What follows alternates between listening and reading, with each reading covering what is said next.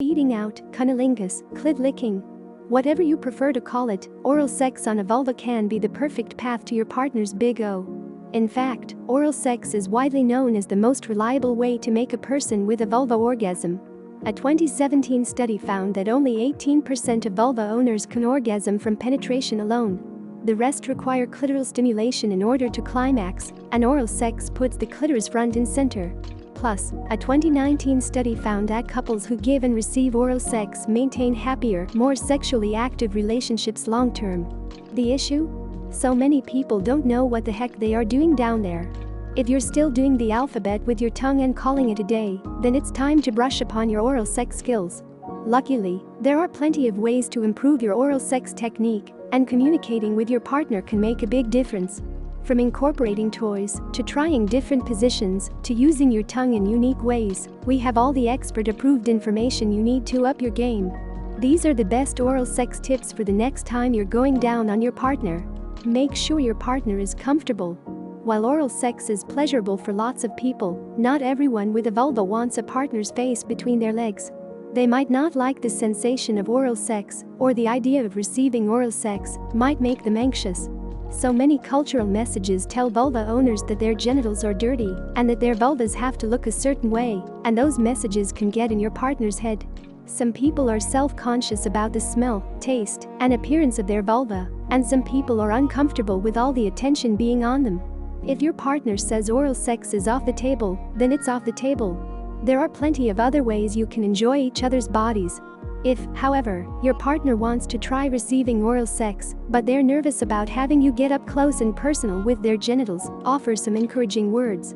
Be vocal about appreciation for your partner's body, including their taste. Get your partner aroused. Instead of diving headfirst into someone's vulva like an Olympic swimmer, opt for a seductive warm-up. Start with neck kisses. Then move down to their belly, inner thighs, and all around the vulva. Run your tongue around their nipples. If your partner is on the kinkier side, try some dirty talk, spanking, or role play, whatever gets them in the mood. The anticipation can really help bring you both into your bodies and feel grounded in this experience you're sharing together. No matter how casual your cunnilingus encounter may be, the sex you're having together deserves reverence and respect. Get in position. There are lots of sex positions for giving and receiving oral sex, but some are better than others. Have the receiver lie back on a bed or couch and scoot to the edge a bit, then the giver can be on their knees on the floor. Putting a pillow or a rolled-up yoga mat under your knees might make this position a little more comfortable. You also throw your partner's legs over your shoulders for easier access to their clitoris. Some women prefer to stand up and lean against a wall while their partner kneels in front of them.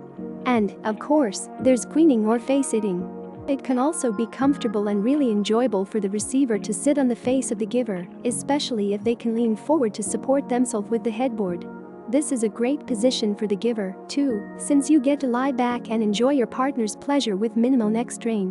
No matter what position you choose, make sure it's something you can sustain for a long period of time. A shoulder cramp could bring your cunnilingus to a screeching halt. Cover more surface area at first. Don't go straight for the clit. Instead, opt for widespread, gentle pressure at first. Kenneth Play, an internationally recognized sexpert, suggests using the flat of your tongue first and move your head instead of your tongue. This creates a larger surface space, which feels better initially to most people. Know where you're going. Before you start lapping at your partner's clitoris like it's a Tootsie Pop, make sure you're on the right spot. The clitoris is actually a much larger structure than what we can find on the outside. The majority of the clitoris is underneath the skin. It's shaped like a wishbone, and its legs run along the sides of the vulva. You might notice that your partner's vulva swells during sex. That's because the clitoris is full of erectile tissue that swells in response to arousal. Most of the time, when we're talking about finding the clitoris, we're actually referring to the clitoral glands, a tiny, sensitive nub at the top of the vulva where the inner labia meet. If you can't find your partner's glands with your eyes, you might be able to find it with your tongue. If you're still feeling lost, ask your partner to guide you. Stay enthusiastic.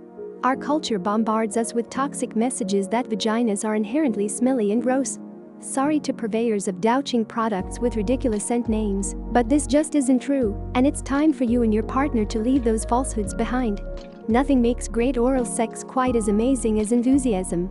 This means letting your partner know you're so happy to be there that you are freaking jazzed to be in the company of their amazing vulva. Be vocal. Tell them how amazing they smell, look, and taste. Women need to be able to relax into an orgasm, and a compliment goes a long way when it comes to helping a woman feel safe and comfortable with oral sex. Keep it light to start.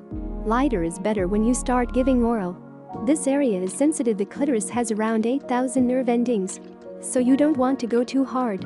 You can even start off with indirect stimulation and lick around the clitoris in circles. Clitorises and vulvas usually require different degrees of firmness when it comes to touching and licking, so pay attention to your partner's verbal and physical cues. Go in too hard and fast, and you may feel her flinch or yelp, so go easy. When you start lighter, you can build up the pressure as her arousal builds, but if in doubt, always go lighter first. Use the tip of your tongue. If your partner likes more targeted, pinpointed pleasure, use the tip of the tongue in your oral game. The tip of the tongue can apply more targeted pressure and movement, especially once a woman gets more aroused. Remember to pay attention to the tactile sensations of your tongue to make sure you're actually licking the clit and not just all over the place. This is a more common problem than you'd realize. Use the flat part of your tongue, too. Some women prefer a more generalized sensation, and some like a bit of pinpointed and generalized stimulation. Vulva owners are definitely creatures of infinite possibilities for pleasure. Clay mentioned using the flat part of your tongue as a warm-up tactic, but for some, it's the main attraction. Using the top of your tongue, lick up and down, in circles, and side to side. Keep your tongue relaxed as you explore. And don't be afraid to use your tongue for more than just the clitoris. The labia, vaginal opening, and entire vulva area is bursting with sensation. Get curious. Your tongue can go anywhere from your partner's mons pubis to their inner thighs to inside their vagina. Remember to remind your partner how delighted you are to have been invited to this glorious feast. Stay down there as long as it takes. One of the main things that stops women from having orgasms during oral sex is the fear that they're taking too long or being selfish. This means they're going to need a lot of encouragement from you. Let them know that you'll be there for as long as it takes, that this is just about their pleasure, and there is no pressure to come. Ask your partner what they want. Showing interest in what brings your partner pleasure is a huge turn-on. Every person's body is different, and people enjoy being stimulated in a variety of ways. Ask your partner what they want you to do to them.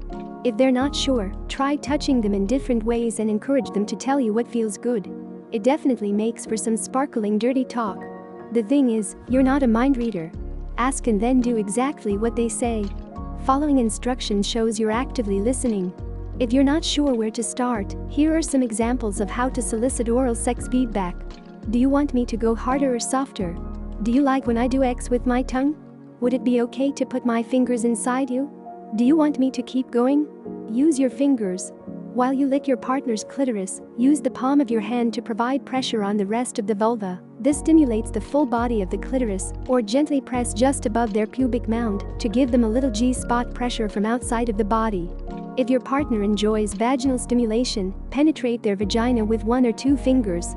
Your partner might enjoy thrusting, a come-hither motion, or consistent pressure against the front of their vaginal wall.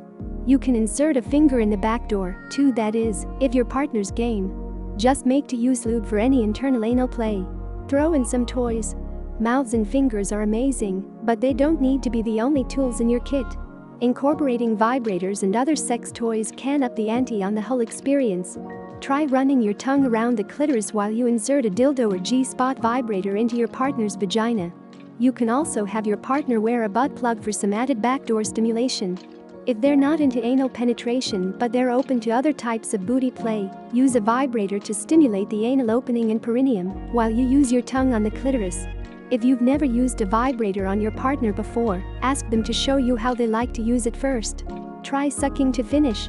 Have you heard of the womanizer or satisfier? These clitoral suction toys use a combination of suction and air to circle the clitoris and simulate oral sex. They are wildly popular, which is why it might be a good idea to mimic the sensation with your own mouth. And if you want to bring in a sucking sex toy while you use your hands or tongue for a little penetration, go for it. Keep in mind that sucking to finish isn't a surefire way to make your partner cum. In fact, there is nary a sex technique that works for every single person.